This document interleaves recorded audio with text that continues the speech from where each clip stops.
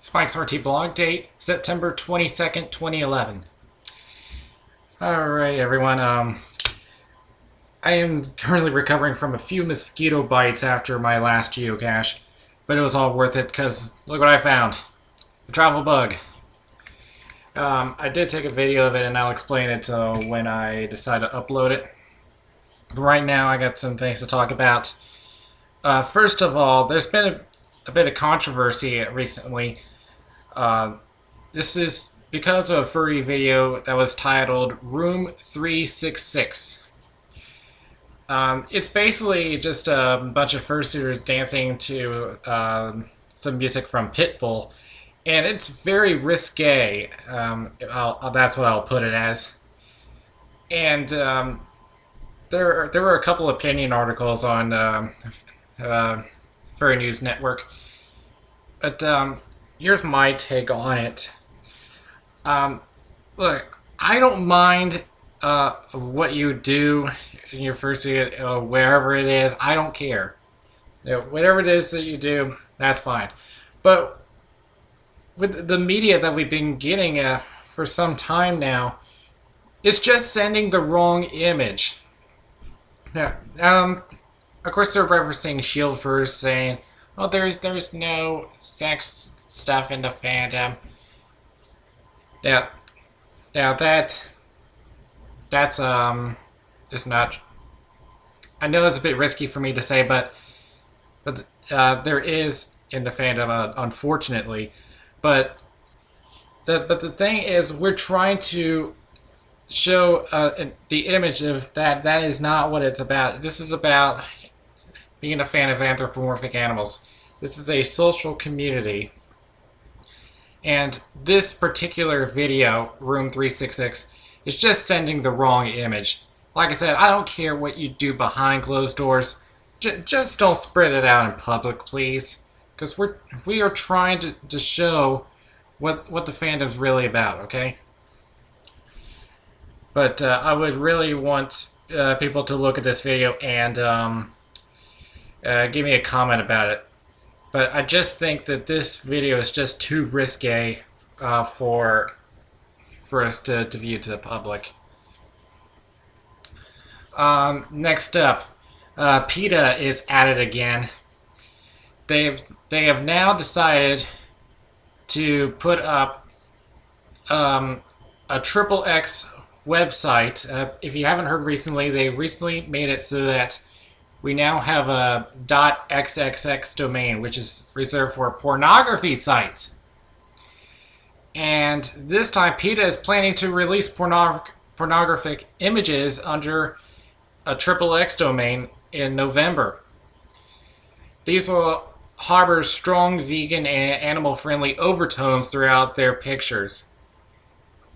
And this is what their Associate Director of Campaign said, and I'm quoting directly: "As soon as we heard that the XXX domain was becoming available, we thought it would be triple extra effective in helping us bring our important issues of animal rights and eating a vegan diet to a greater number of people."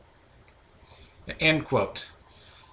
Now, the Virginia Pilot says that the site will contain sexually suggestive erotic images, but it will not contain hardcore porn, thank God.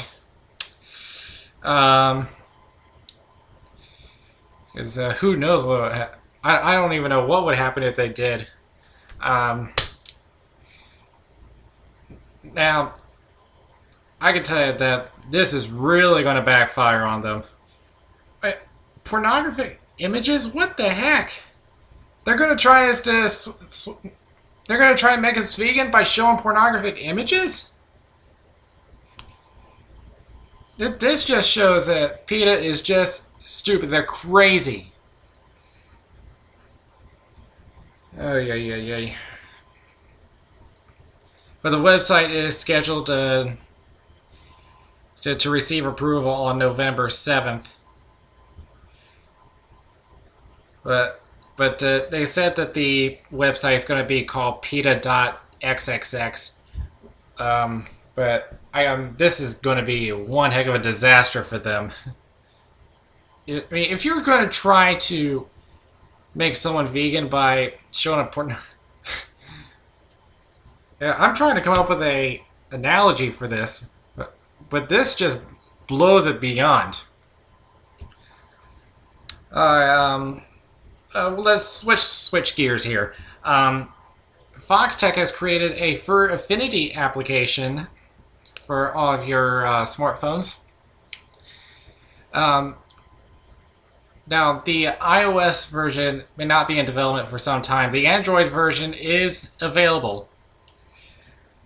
And you can browse, favorite, comment, artwork using this application. Now, Foxtech would like to develop applications for future Apple products. It seems unlikely because Furaffinity's mature content has been demonstrated by the rejection of the Furry News Network application. If there's enough support of the Android application, there will likely be a development for a version in a third-party iOS app store. But like I said, if you have an Android, it is available for free. Now, this next one, I have never kept track with this particular thing, but seeing how many furries have become a fan of this, I might as well spread it on to you. My Little Pony, Friendship is Magic, is coming with a second season. It is scheduled to be on Discovery Channel's cartoon channel, The Hub, at 9 a.m. But before it comes out, a little review about this show. Now, before it became a very popular, some of the cartoon community had criticized that Lauren Faust's career move to a partnership with Hasbro was a sign that independent cartoonists who created the original content were on the collapse, particularly My Little Pony. But looking through the first season, according to the writer of an article on Furry News Network, Sonius, it says he can say that the fears of the initial criticisms were not well founded. Now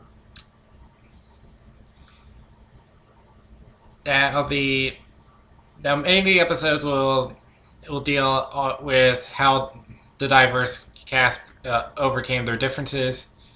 Sometimes as a whole group dealing with one situation, or in some episodes highlighting a particular one of the 6 ponies dealing with an issue. As for the second season, well, we will see what happens. This will be on The Hub at 9 a.m. this Saturday.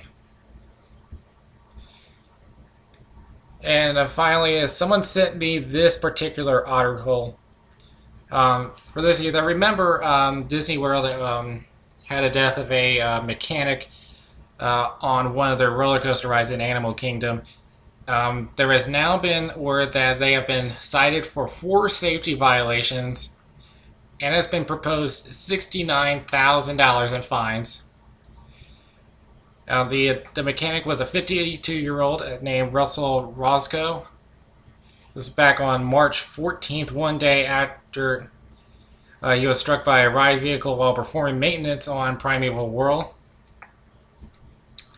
Now, from what I heard, that they were doing a wet test, which employees spray water from the top of a lift platform, while others inspect systems such as brakes.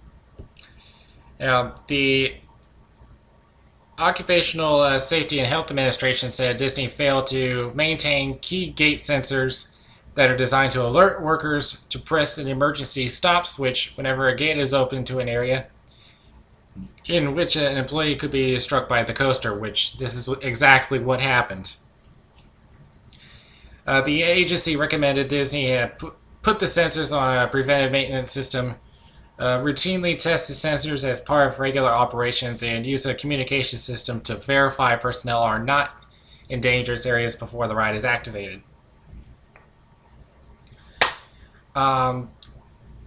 So, $69,000 in total fines proposed.